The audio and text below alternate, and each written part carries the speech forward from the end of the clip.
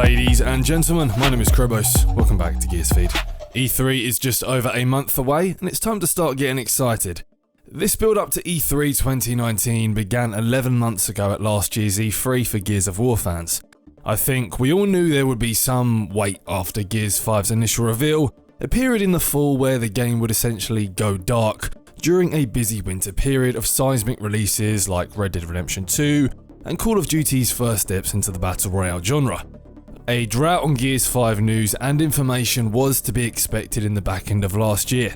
However, I think it's safe to say that we all thought come January, or at least by springtime, a plethora of information and content of Gears 5 would start to fill our screens.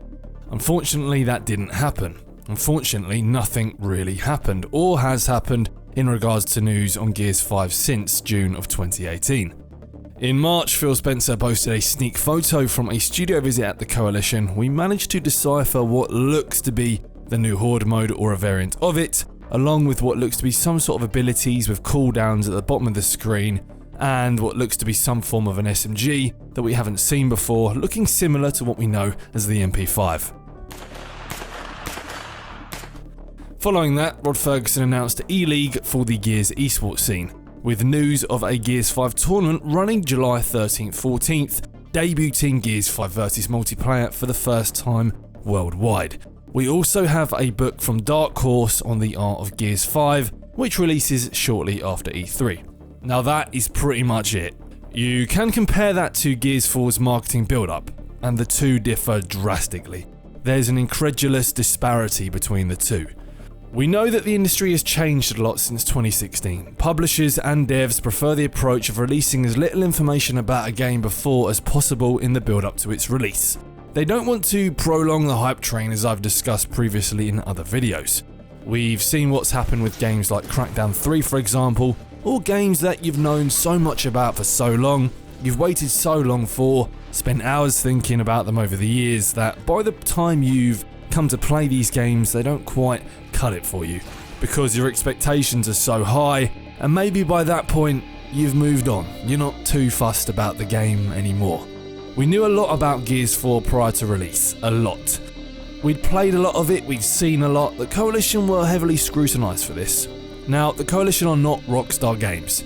Those titans can do whatever they want. They own the industry. They can announce a game now and release it in 10 years. They'll still sell millions.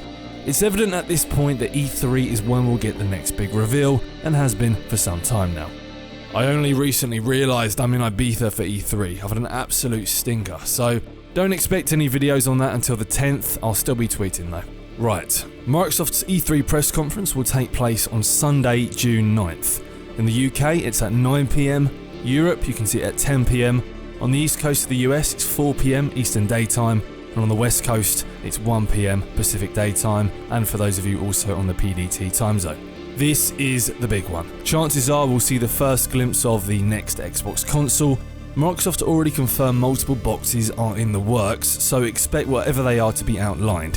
What games will go with the reveal is obviously unknown, but we can imagine a couple of launch titles and some existing Xbox One games that will take us through until it arrives.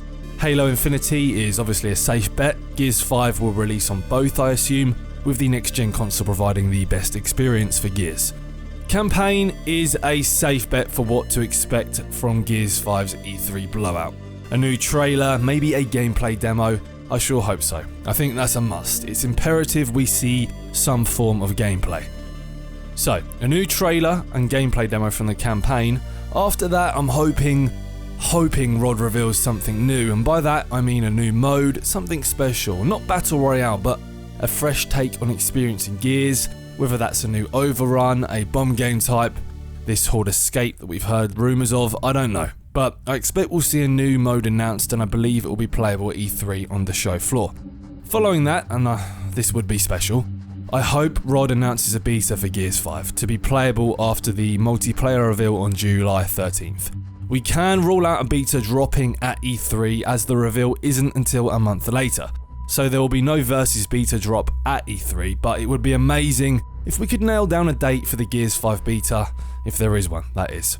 I'll be shocked if there isn't, but we will have to see. Dropping the beta in July-August with a release following in the fall would be perfect, so fingers crossed. There will of course be Gears Tactics as well, so be on the lookout for that. We've heard a lot about Gears 5 will be taking risks and leaping forward.